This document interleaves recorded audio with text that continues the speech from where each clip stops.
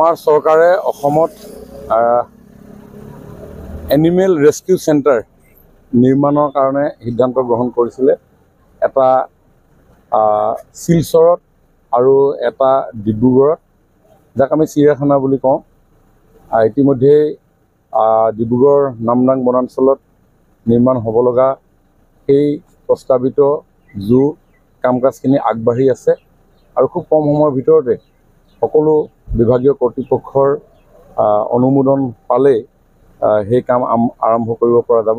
আৰু ইতিমধ্যে মাননীয় মুখ্যমন্ত্ৰী ডাঙৰীয়াই এই বিষয়ে তেখেতে ঘোষণাই কৰিছে। মই ভাবোঁ যে এই প্ৰতিষ্ঠানটো নিৰ্মাণ হ'লে আমাৰ এই বৃহত্তৰ উজনি অসমৰ ছাত্ৰ ছাত্ৰীসকলে আমাৰ জৈৱ বৈচিত্ৰতা, আমাৰ প্ৰাণী জগত ইত্যাদি সম্পৰ্কত যথেষ্ট জানিবৰ কাৰণে, বুজিবৰ কাৰণে পৰিৱেশ পাব আৰু ইয়ে আমাৰ আৰ্থসামাজিক দিশটোকো বিশেষভাৱে প্ৰভাৱিত কৰিব।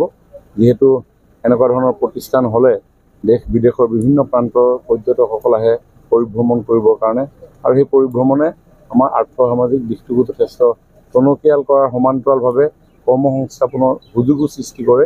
আৰু সেইকাৰণে এই স্থানলৈ আহিব পৰাকৈ যাতে যাতায়াত যোগাযোগ ব্যৱস্থা ভাল হয়, তাৰ কাৰণে মাননীয় মুখ্যমন্ত্ৰী ডাঙৰীয়াই সেই সভাতে ঘোষণা কৰিছিল যে বৰবৰুৱাৰ পৰা সাপেখাতিলৈকে 63 কিলোমিটাৰ ট্ৰেন্স অৰুণাচল নেশ্যনেল হাইৱেটো আজিৰ যিটো অৱস্থা আছে 2 লেন, এইটো 3 লেনলৈ সম্প্ৰসাৰিত কৰা হ'ব। প্ৰায় 600 কোটি টকা ব্যয় সাপেক্ষে এই পথ নিৰ্মাণৰ প্ৰস্তাৱ দিয়া হৈছে। ইয়াত 4খন ফ্লাইঅভাৰ হ'ব, এখন নিগাম 5 আলিত, এখন লেঙেৰী চাৰিআলিত, এখন ৰাজগড় চাৰিআলিত আৰু এখন সাপেখাতি চাৰিআলিত। অন্যহাতে এই নামদাং বনাঞ্চলৰ সন্মুখেদি মাননীয় মুখ্যমন্ত্ৰী ডাঙৰীয়াই অসম মালাৰ প্ৰায় 16 কিলোমিটাৰ দৈৰ্ঘ্যৰ পথ ইতিমধ্যে অনুমোদন দিছে, যাতে সেই প্ৰস্তাৱিত নামদাং বনাঞ্চলৰ এই যাক আমি চিৰিয়াখানা বুলি ক'ম, সেই তালৈ যাতে পৰ্যটক আৰু ৰাইজৰ জনসমাগমত যোগাযোগত কোনো ধৰণৰ যাতায়াতী ব্যৱস্থা নাথাকে। এখন ৱৰ্ল্ড ক্লাছ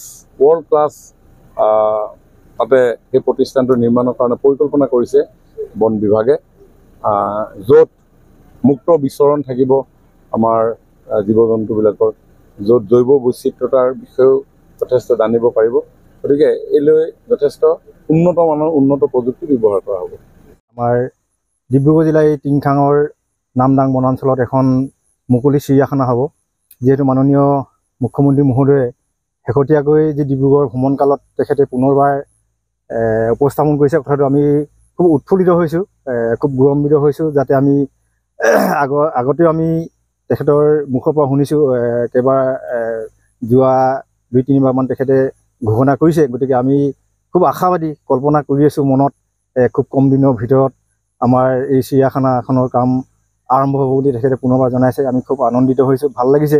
আমি সপোন দেখি আছোঁ, আমাৰ সপোনবিলাক যাতে খুব কম দিনৰ ভিতৰত আমি বাস্তৱত আমি দেখিবলৈ পাম বুলি আমি আশাবাদী। ইয়াতে যিবিলাক মাটি কিছুমানে জৰীপ কৰিলে, তাৰপিছত কিছু ব্যক্তি হয়তো খেতি কৰি আছিলে, আৰু সেইবিলাকো চৰকাৰে জৰীপ কৰাৰ পিছত গছ গছনি লগাই এতিয়া নাৰ্চাৰী খুলিলে 2খন ধুনীয়াকৈ গছপুলি ৰোপণ কৰিবৰ কাৰণে।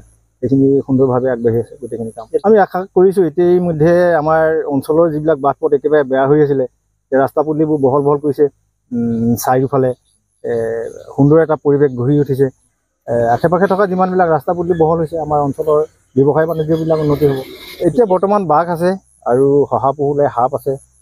তাৰ উপৰিও এতিয়া আমি শুনিছোঁ ইয়াতে বাটাৰফ্লাই জোন হ'ব, ঘৰিয়াল থাকিব আৰু কিবাকিবি বেলেগ জন্তু, পক্ষী, এইবিলাক ইয়াতে দিব বুলি আমি শুনিছোঁ। যিকোনো খবৰৰ বাবে যোগাযোগ কৰক 7099017330 লগতে 7099017110 নম্বৰত।